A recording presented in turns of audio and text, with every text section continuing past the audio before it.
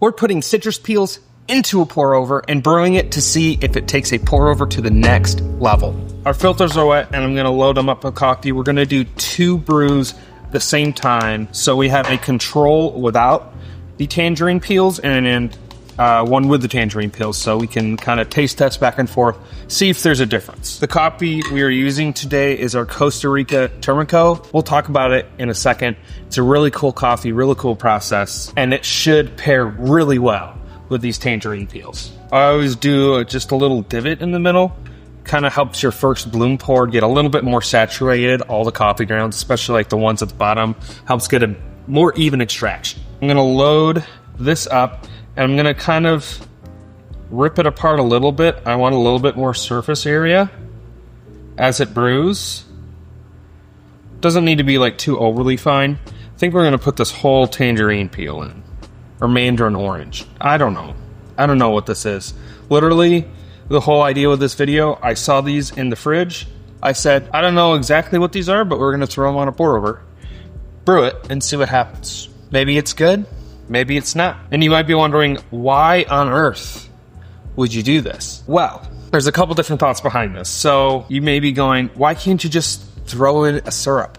You could. That's going to add sweetness, though. This way, as you're brewing it, the heat is going to extract the oil from the citrus peels, since that's the most flavorful part of the citrus. And it's just going to, in theory, it's going to add just a little hint of a flavor, bring out the notes of the coffee, since this coffee does have orange notes to it, and hopefully do it in a way that is subtle, that doesn't add any sweetness, and that still kind of maintains a black coffee feel. This is like almost fully covering the coffee. I think we're gonna leave half of this, just leave a little bit off of there. So a little mandarin orange left over to snack on while I film this video. Okay, let's get this pour over started. We'll see if this kind of clogs up the filter at all. Start my timer before I forget. Then start this one. We'll kind of give this a little slosh. Somehow all the orange peels disappeared. Okay, this smells citrusy. It's interesting.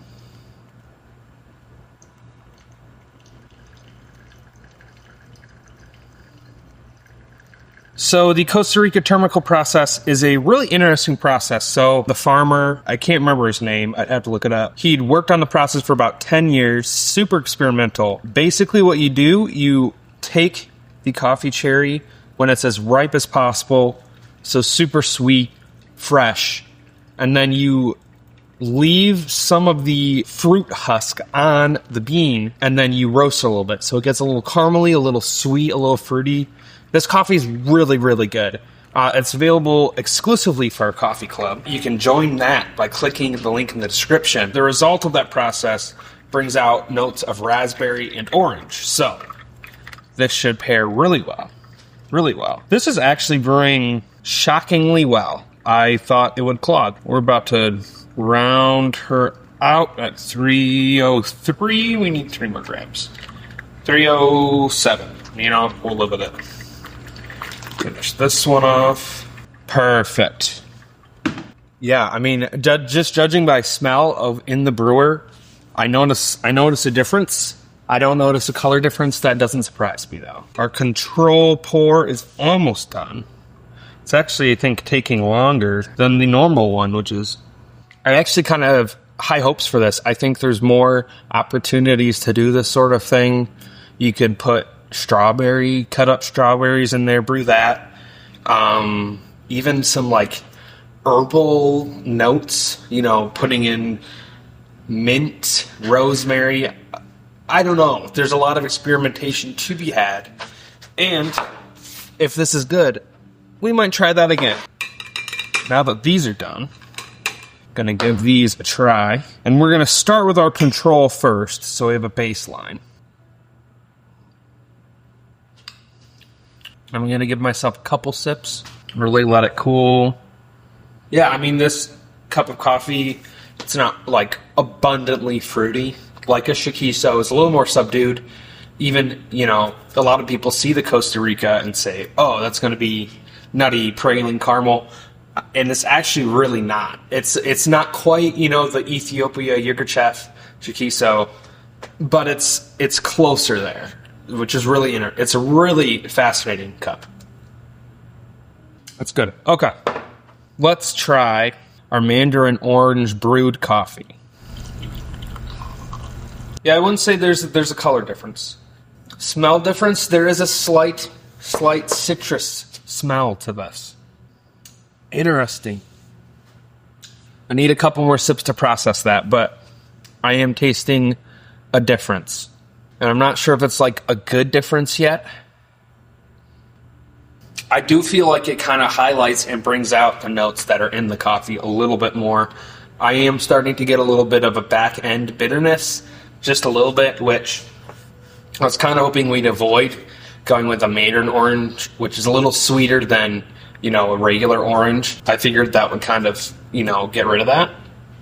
You notice it, but not like in an overpowering way. I think if you handed this to someone without them knowing it was infused with mandarin orange peels, they probably wouldn't know. And they would just say, it's a little bit of a brighter, fruitier coffee. I do feel like it brightens it up a little bit. I'm going to let it sit and chill a little bit, though, because if you don't know coffee, it always changes a little bit as it cools down. Usually it adds more flavor. Yeah, this one's got an acidity, but a pleasant acidity. I feel like I've had coffees with this level of acidity before naturally. So I'm not really thrown off by it. But I'm going to go back to the control, and this is sat, this should be at a good 10. Yeah, the mandarin orange has definitely added a little bit of bitterness. I would say our control coffee does feel just a little flatter. Just a little flatter. Obviously, I'm going to notice the difference side by side. That's the point. Okay, the more I go back and forth, the more I really do notice a difference, and I think I like it. I think the more I drink, the more I'm drawn to the one that was brewed with the mandarin orange peels. So maybe this has, some fruit to it. Maybe there's room to explore this with.